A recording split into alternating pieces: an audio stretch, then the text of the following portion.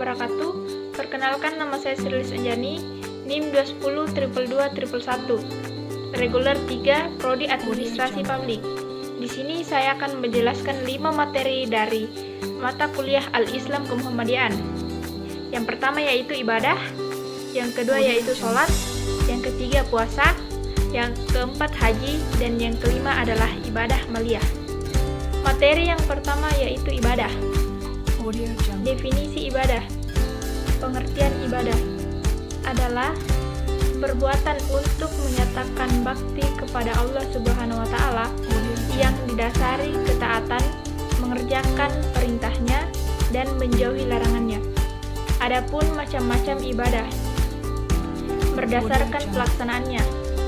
Ibadah jasmaniah dan rohaniyah, contohnya sholat dan puasa. Ibadah rohaniyah dan maliyah, contohnya zakat. Ibadah jasmaniah, rohaniyah, dan maliyah, contohnya ibadah haji. Berdasarkan bentuk dan sifatnya. Ibadah dalam bentuk perkataan atau lisan, contohnya zikir, doa, dan baca Al-Quran. Ibadah dalam bentuk perbuatan yang tidak ditentukan bentuknya, contohnya membantu atau menolong orang lain.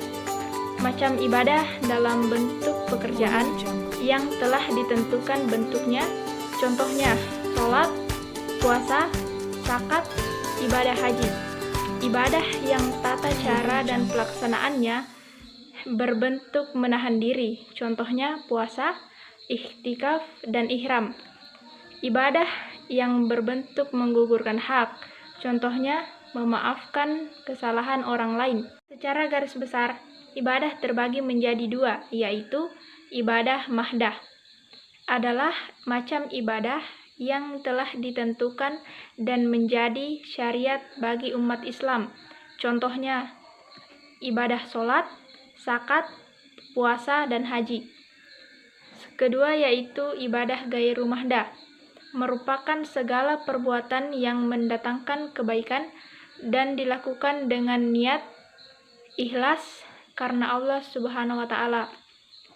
Contohnya silaturahmi, menjenguk orang sakit, dan sedekah. Dalam Al-Quran surah Al-Baqarah ayat 21, Allah memerintahkan kepada seluruh umatnya untuk selalu beribadah dan menyembah hanya kepada Allah Subhanahu wa Ta'ala. Adapun manfaat ibadah yaitu ibadah dapat memberikan rasa aman, damai, dan tenang karena Allah dapat mengurus setiap urusan pada hambanya. Ibadah dilakukan untuk menghilangkan rasa takabur karena hanya Allah lah yang maha besar, yang memiliki segala kesempurnaan. Adapun cara tahara perspektif Muhammadiyah. Yang pertama yaitu wudu. Yang pertama, niat berwudu karena Allah semata. Yang kedua, membasuh tangan 3 kali sambil menyelai jemari-jemarinya. Yang ketiga, berkumur-kumur secara sempurna sambil memasukkan air ke dalam hidung dan kemudian menyemburkan sebanyak 3 kali. Yang keempat, membasuh wajah 3 kali secara merata sambil mengucek ujung bagian dalam bagian mata. Yang kelima, membasuh tangan kanan sampai siku sebanyak 3 kali, begitupun dengan tangan kiri. Yang keenam, mengusap kepala sekaligus dengan telinga, cukup dengan 1 kali. Yang ketujuh, membasuh kaki kanan sampai 2 mata kaki sambil menyelai-nyelai jari jemarinya, begitupun dengan kaki kiri sebanyak 3 kali. Yang kedelapan, tertib sesuai dengan keumuman lafal hadis yang artinya mulailah dengan apa yang telah dimulai Allah. Hadis riwayat Al-Nasai Ahmad. Yang kesembilan, setelah wudu ucapkanlah asyhadu alla ilaha illallah wa asyhadu anna muhammadan abduhu wa rasuluh, yang artinya saya bersaksi bahwa tiada Tuhan selain Allah yang Maha Esa, dan saya bersaksi bahwa Muhammad itu adalah hamba dan utusannya. Yang kedua adalah mandi wajib. Yang pertama, mencuci tangan. Yang kedua, mencuci farji atau kemaluan dengan tangan kiri. Setelah itu, dituntunkan pula mencuci tangan kiri dengan tanah atau cukup digantikan dengan sabun mandi. Yang ketiga, berwudu, seperti wudu untuk sholat. Yang keempat, menyiram air ke kepala secara merata atau keramas sambil menguceknya sampai ke dasar kulit kepala. Yang kelima, menyiram air ke seluruh badan atau mandi sampai rata yang dimulai dari kanan kemudian kiri. Yang ketiga yaitu tayamum. Yang pertama adalah siapkan tanah atau debu. Yang kedua, disunnahkan menghadap kiblat. Yang ketiga, letakkan kedua telapak tangan pada debu dengan posisi jari-jari kedua telapak tangan dirapatkan. Yang keempat, baca basmalah dan niat tayamum. Yang kelima, usapkan kedua telapak tangan pada seluruh wajah cukup dengan 1 kali menyentuh debu. Adapun dalil yang mewajibkan tentang sholat berada pada surah Al-Isra ayat 78 yang artinya, dirikanlah sholat dari sesudah matahari tergelincir sampai genap malam, dan dirikanlah pula sholat subuh. Sesungguhnya sholat subuh itu disaksikan oleh malaikat. Adapun manfaat dari sholat bagi fisik dan batin yaitu, yang pertama, baik untuk sistem pencernaan. Yang kedua, melancarkan aliran darah. Ketiga, membuat tubuh rileks. Keempat, terapi psikologis. Materi ketiga yaitu puasa.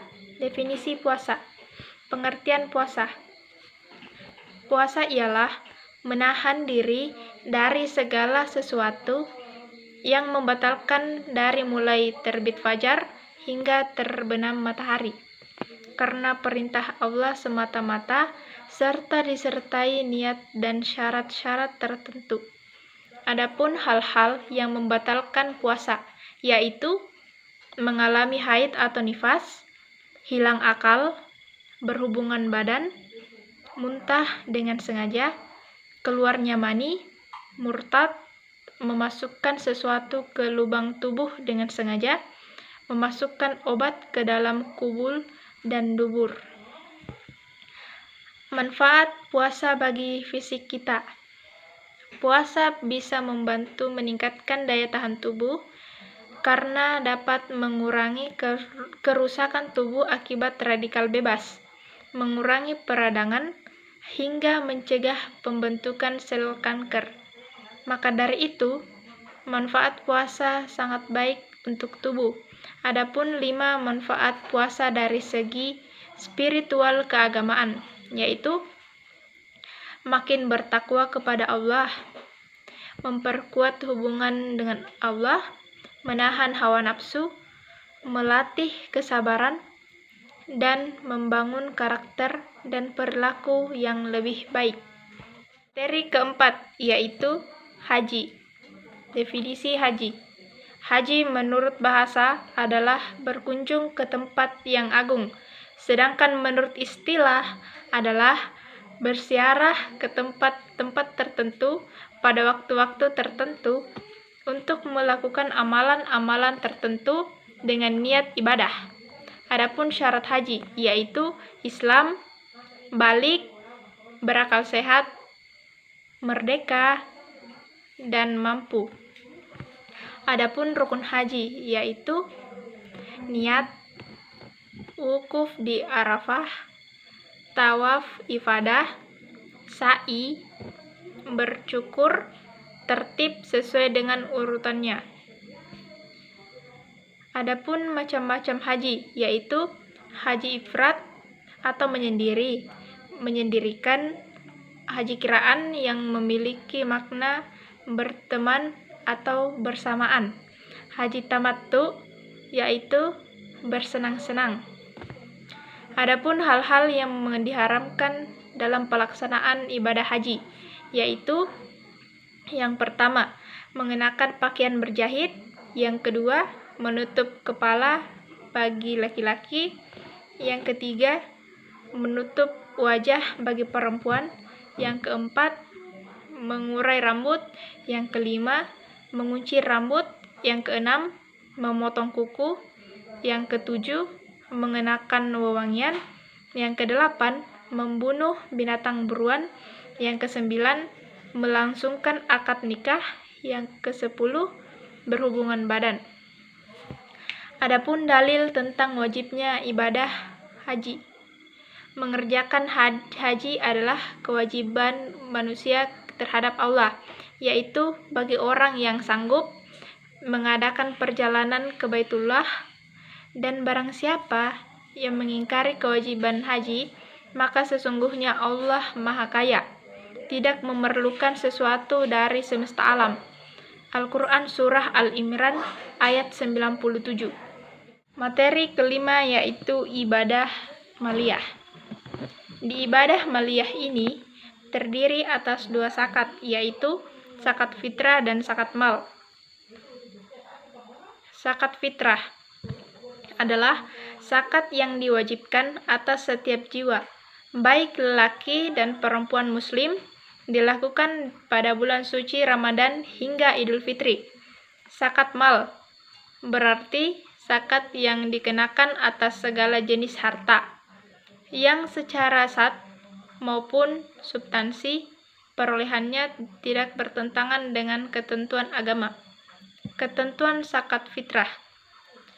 Besaran zakat fitrah adalah 100 ha kurma atau gandum. Bila dikonversikan ke dalam satuan liter, berarti 3,5 liter per orang. Takaran ini tidak boleh kurang, namun bila lebih diperbolehkan. Ketentuan zakat mal. Cara menghitung zakat mal adalah 2,5% dikali jumlah harta yang tersimpan selama setahun. Ini berlaku untuk emas, perak, uang, logam mulia lainnya, surat berharga, dan perniagaan. Dalam materi ibadah, maliyah terdiri juga atas macam-macam ibadah maliyah. Yang pertama yaitu sedekah. Sedekah adalah pemberian seorang muslim kepada orang lain secara sukarela dan ikhlas tanpa dibatasi oleh waktu dan jumlah tertentu. Ketentuan pelaksanaan sedekah adalah niat karena Allah Subhanahu wa Ta'ala, mendahulukan sedekah yang bernilai wajib daripada sunnah, mengetahui siapa saja yang berhak mendapatkan sedekah. Yang kedua yaitu infak, berarti mengeluarkan sebagian dari harta atau pendapatan untuk suatu kepentingan yang diperintahkan ajaran Islam. Ketentuan berinfak adalah mempunyai apa yang harus diinfakkan. Menginfak harus orang dewasa, mereka yang bukan dibatasi haknya karena suatu alasan. Peninfak tidak dipaksa. Yang ketiga yaitu akikah. Akikah adalah menyembelih kambing atau domba sebagai tanda syukur kepada Allah Subhanahu wa Ta'ala. Adapun ketentuan akikah. Ketentuan akikah tersebut menyebutkan bahwa hewan yang disyariatkan untuk disembelih adalah kambing atau domba. Untuk anak laki-laki 2 kambing, dan untuk anak perempuan 1 ekor kambing. Yang keempat yaitu kurban. Kurban adalah peristiwa menyembelih hewan untuk beribadah dan mendekatkan diri kepada Allah Subhanahu wa Ta'ala. Ketentuan kurban yaitu muslim, mampu, balik, dan berakal. Yang kelima adalah hibah. Dianggap sebagai hadiah atau pemberian kepada orang lain secara sukarela dan tidak dapat ditarik kembali. Itulah tadi penjelasan 5 materi dari mata kuliah Al-Islam Kemuhammadiyaan. Sekian dari saya. Billahi fisabilil haq, fastabiqul khairat. Assalamualaikum warahmatullahi wabarakatuh.